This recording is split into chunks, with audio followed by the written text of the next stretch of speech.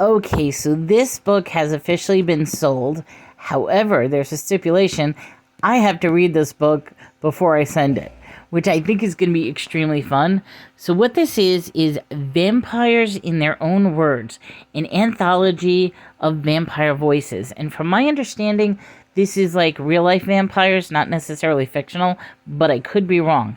And this is by Michelle Bellinger. So I'm going to see how far we're doing it. An anthology of vampire voices. Lots of information.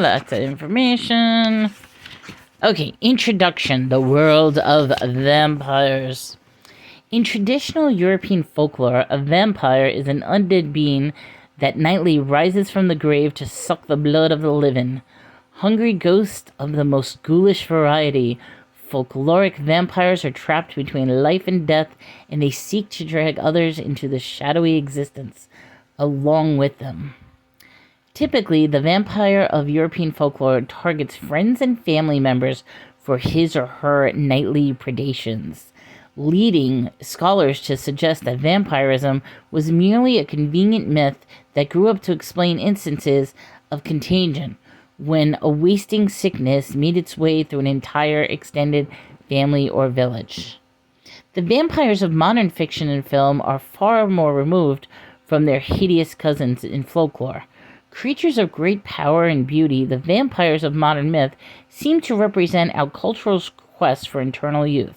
Seductive and forbidding, these night-dwelling creatures of fantasy also embody many of our darkest desires: forbidden sexuality, the power over life and death, the ability to surpass human limitations, freedom on every level, even from natural laws. Through Buffy and Blade, Dracula and Lestat, most modern readers are familiar with the vampire as a fictional archetype. But the archetype of the vampire extends well beyond fiction. For individuals involved in the magical subculture, there is another vampiric identity. It is the psychic vampire.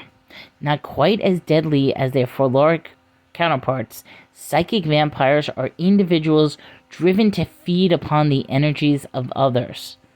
Often unaware of their condition, psychic vampires are nevertheless potent, and occultists from Dion Fortune to the members of the Hermetic Order of the Golden Dawn offer proscriptions against them.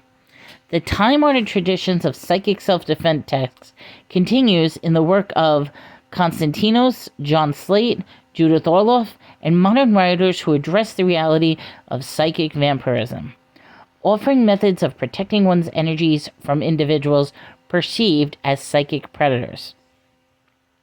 Beyond the canon of self-defense texts, in which vampires are typically depicted as needy and clingy emotional parasites, there is another vampire. Yet, some call themselves psychic vampires, despite the stigma that this term may possess a metaphysical circle. Others call themselves real vampires. Still, others prefers the term vampire, using the variant spelling to differentiate between themselves and the creatures of fiction and myth. Others use the term sanguinarian or blood drinker. Some feed upon vital energy, some drink on human blood, others simply adopt the archetype of the vampire as a potent magical identity. All are connected by their shared identification with the compelling and ancient figure, the vampire.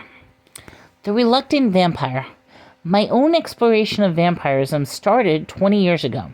It was around the time I began to suspect that there was something unusual about the way I interacted with people's energies. I would give massages to my school friends in band and choir and theater, always knowing just where to put my hands to relieve their tension and stress. It was not uncommon for people to fall asleep during one of my back massages, and everyone I massaged would comment on how I seemed to just pull the tension out of them with my fingers. I had an instinctive understanding as to where to use my hands, and I was always drawn right to the problem areas, as if I could sense the knots and the sore spots through the skin. The moment I put my hands on another person, I would often get images in my mind, as if I could somehow see inside them, perceiving muscle groups, damage, the swirls of light and dark energy. Instinctively, I knew how to manipulate this energy, and the way I relaxed my subjects so completely was to take some energy into myself. Knots and other problems also manifested to me as dark or clogged-looking patches in the energy flow. I would fix these by pulling the energy into myself, clearing out the gunk, and leaving behind unencumbered flow. I always felt revitalized after giving someone a massage like this, and at first I believed the rising, expansive sensation I felt was simply part of the sense of satisfaction I experienced of having helped a friend. But I was sickly all through my youth, and it began to be obvious that I felt physically better for a while after I worked on someone else's energy. Born with a life-threatening heart defect, I endured several major surgeries before the age of 5. Although the worst of my problem was repaired, my health was expected to be precarious. Yet somehow I improved my own vitality by touching the energy of another person and taking some of that energy within. It took a little while for me to fully comprehend what this meant. The ability to connect with and draw upon vital energy came so easily I never questioned it at first. As long as I had willing partners for back rubs, there was no need to consider what those partners were providing for me. But circumstances occurred the summer of my freshman year that conspired to leave me very socially isolated for most of the rest of the high school. My grandmother did not approve of my circle of friends, and she did everything in her power to alienate them from me. The end result meant, among other things, that I had far fewer opportunities to give back rubs. This should not have been a problem, but in time I began to experience some unsettling issues. My health grew even worse than before. I was sick almost all the time. My heart would skip and the hammer in my chest. I was so terrified of having to endure more surgeries that I told no one about what was happening. My hands trembled sometimes and I experienced blinding headaches, especially when I was exposed to very bright lights. If I stood up too suddenly, my vision diminished to a pinprick, and I had to fight to stay standing until the wave of dizziness passed. On top of all this, I was constantly tired. If a cold was going around, I inevitably caught it, and it would linger on for weeks and weeks. I saw a doctor about a number of these ailments, especially the migraines, because my light sensitivity was seriously beginning to interfere with activities like driving. The doctor, however, was never able to find and nail down the precise nature of the problem, nor did he ever prescribe medication to solve any of the issues. I could have attributed all of this to depression I felt due to the isolation imposed upon me by my overprotective guardian. But there seems to be more at work than just missing the chance to hang out with my friends. In addition to my physical problems, I started feeling restless all the time. And I craved something that I simply could not identify. It was almost as if I was thirsty, but nothing I drank could take that sensation away. It felt a little like being hungry, but nothing I ate to help the issue either. Most food just made me sick, as if it was the last thing my body needed. Shifts in mood and even psychological changes are hardly unusual for a teenager, but all this seemed very distinct from the pangs of adolescence I had already experienced. I found myself spontaneously and uncontrollably becoming aware of the energy of those around me. It was like much of the images I would see when giving people back rubs. I was aware that I was looking at a person and seeing them in a physical, real way. But on some other level, there was this other perspective of light and flows of energy. It had just stopped just at the perception of vital energy. I might have never made the connection to vampirism, but I wanted this energy. I felt a compelling need to take it into me. There is no way I could describe this craving in words that would not sound ridiculous and melodramatic. I will say that this growing, enervating need that made me first associate my condition clearly and irrevocably with that of a vampire. So many of the books and movies I've been exposed to went on about the vampire's terrible hunger, the unquenchable thirst that could only be sated with the life of another being. Almost all of the fictional portrayals of the vampires at the time were also very negative about this hunger. The hunger is what made the vampire the predator. It was portrayed as a curse the vampire must endure for some unspeakable evil committed in the past. On the rare occasion that vampire was portrayed in a sympathetic light, the vampire was only a good guy because he was struggling against this need. It's no surprise that my first identification with the vampire was hardly a positive one. I was afraid of what I felt welling up within me. I did not know where it was leading, and I did not trust it to be something I could control.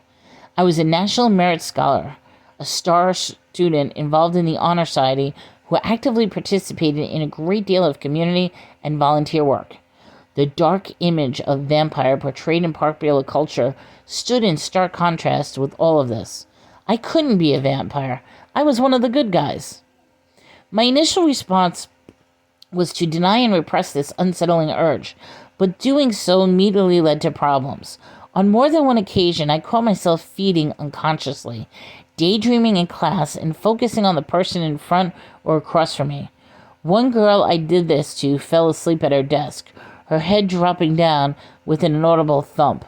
Another student complained suddenly of feeling nauseated and dizzy, asking to be excused so she could go to the infirmary. These were hardly isolated instances. I tried to actively resist the urge to connect with other people's energy, but I noticed immediately that resisting the urges made me feel worse. Since I obviously failed to quash the urge to take energy from others, I tried to instead to deny its fundamental reality. I wasn't a vampire, I reasoned with myself. This was all in my head. Some belief that I cooked up to express other internal issues I wasn't willing to confront in the present form. My great aunt was a social worker, so I had more than a passing familiarity with psychology. I was especially aware of how psychosomatic illnesses work, how one's beliefs, fervently held, can manifest in apparently real physical symptoms. At this point, I decided that my vampirism was nothing more than some psychosomatic effect. I had a million excuses for why the vampirism was all in my head. Holly, who passed out on desk, was going to fall asleep anyway. I simply hadn't noticed how tired she looked, and in my need to assert my delusion, I erroneously connected her sudden bout of sleepiness to my own actions. I decided I was committing the typical error of someone desperate to believe in something, taking a random coincidences and attributing to my own meaning to them. I considered that perhaps I was telegraphing my intention through facial expression or body language, and others were responding unconsciously. I even considered the possibility that I was telepathically manipulating those around me to behave a certain way. Anything to avoid the possibility that vampirism was real and I was truly taking other people's vital energy. This desperate skepticism led me to the most dangerous moral territory. To prove to myself that vampirism was all in my head, I started to willfully experiment on the people around me. I did so covertly, because I wanted there to be no opportunity for setting up expectation in my subjects. No chance that I was simply manipulating them into sharing my own deluded belief. This meant taking energy from randomly selected people with neither their knowledge nor their consent. Eventually, it meant taking a significant amount of energy forcibly as possible, since this was the only way I can guarantee a visible response that I could judge from a distance. If I hit someone fast and hard on this ephemeral level of energy and they did not respond, clearly there was nothing to these strange beliefs beyond my own little delusions. And I would be able to happily rest in belief that I was just insane. And yet, time after time, people responded, often in very extreme ways. It was so much easier for me to accept that I was delusional that I still found ways to deny what I saw, to deny that it had everything to do with me. The ethical implications of these experiments will horrify some readers, and rightly so. The only excuse I can offer is the fact that it's easy to overlook the impact one has upon others when one refuses to believe in the very reality of one's action. I really had trouble accepting that what I was doing was real, and therefore it was equally hard to accept the reality of this was doing to the people around me. Eventually, I came to accept this act of taking energy from others, which was not a delusion, at which point I had to wrestle with a lot of guilt concerning the impact of my actions. The early years of self-acceptance and discovery had made me sympathetic to all unconscious psychic vampires out there who simply cannot accept that they are the ones taking energy from others. I understand how in this culture one can remain ignorant of the existence of energy even when one is drawn to it like a moth to a flame. I especially comprehend the unique thought process that go with being simultaneously aware of this energy and yet completely in denial of it. I rode that fence for years myself, much to the detriment of those around me. In many ways, I was a textbook case of the bad psychic vampire, someone who attacks others, takes against their will, repeatedly and remorselessly. If things had gone differently, I might still be the type of psychic vampire, hiding what I am even to myself and thoughtlessly preying upon those around me. What turned me around and gave me the strength to fully believe in this strange, disturbing capacity, and therefore to control it, was discovering that there were others like me. Vampire history. It may seem like a tale out of Underworld or Blade, but beneath the surface of our materialistic and mundane world, there exists a secret underground culture. It is a culture of vampires. No one in the modern vampire community can say with certainty when this culture truly got its starts. There are tales of groups that existed in the 70s. Certain rumors that are even harder to pin down assert that clandestine groups of vampires were gathering as far back as the early part of the 20th century, among the flappers and runrunners of the 20s and 30s. Some whisper that the origins are even earlier still, probably tying back to the romantic poet Lord Byron. A letter written by Byron's ex-lover, Lady Caroline Lamb, suggests that the eccentric poet indulged in blood drinking at least occasionally. Although Byron himself wrote about vampires and was clearly fascinated by them, the purpose of the sanguinary indulgence remains unclear. Its connection to real vampirism is an issue of conjecture. In the late 19th century, members of the Harmonic Order of the Golden Dawn were taught about psychic vampires in their so-called flying roles, instructional texts that detail the theories and methods of the magical order. Aleister Crowley, a former member of this organization, taught a method of sexual vampirism to high-ranking members of his own organization, the Ordo Templis Orientis. Although both Crowley and the Golden Dawn may have laid the groundwork for some of the theories and practice of modern-day vampire community, neither of these traditions offers evidence to suggest that organized groups or self-proclaimed groups of vampires existed at that time. History is defined by the written record. If we apply this definition to vampire history, then the first recorded reference to living individuals who identify themselves as real vampires began to appear in the late 1970s and early 1980s. In his 1984 book, Vampires Are, Dr. Stephen Kaplan provides a fascinating, if overly credulous view of self-identified blood drinkers as well as supposed immortals. Following Kaplan, folklorist Noreen Dresser references at least one organized group of self-identified vampires in her 1989 book, America Vampires, Fans, Victims, and Practitioners. According to Dresser, her contacts based out of New York had been actively pursuing their brands of vampirism for a number of years. On the magical front, the Temple of Set, founded by Michael Aquino in 1975, contains within it the Order of the Vampiri. This group embraces the persona of the vampires as a mean to personal power, adding that it contains a potential route to personal immortality. The brainchild of Aquino's wife, Lady Lilith Aquino. The order dates back to 1979. I just want to see how many pages are left.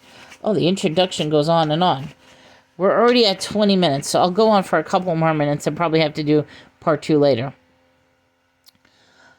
There are some veiled implications that those uninitiated into the Order's mystery who claim to be vampires are deluded or mistaken. This puts us in common ground between the Order of Vampirism and another left-hand path magical organization, the Temple of the Vampire, founded a decade after the Order of the Vampiri. The TOV has distinct ties to the Church of Satan, sharing many high-ranking members in common. The Vampire Temple claims to be the only one means by which an individual can become a true vampire and achieve actual physical immortality. For a healthy sum, one can order their vampire Bible and related texts to learn their secrets.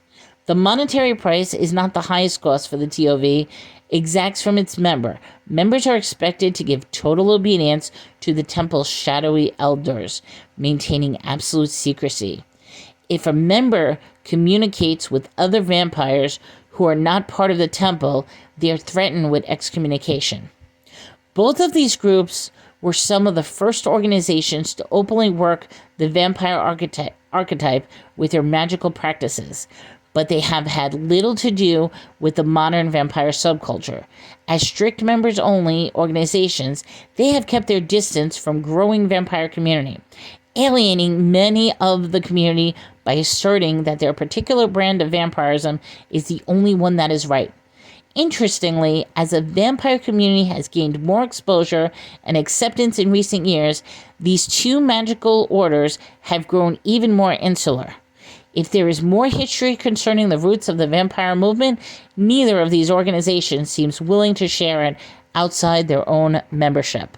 So I'm going to break it off here. We'll start with Stranger Than Fiction tomorrow.